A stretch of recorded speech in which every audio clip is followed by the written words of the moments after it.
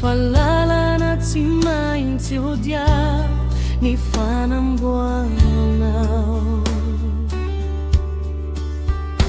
Nandrindray aza mila tsy ho tanty, fa mamaiva ireo fisedrana. Nefa no ihany no manomery ahazakako izany.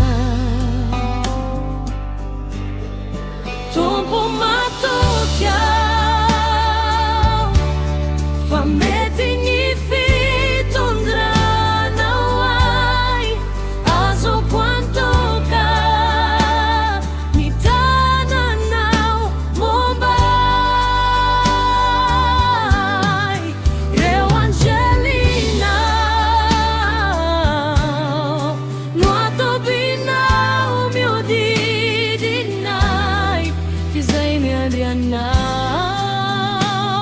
tsy ho very fanantenanao.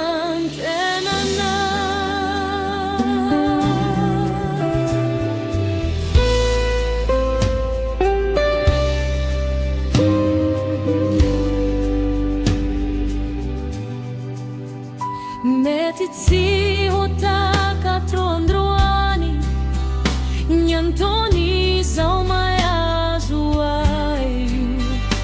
Nyany fantatrody e any ho any efa miase anao.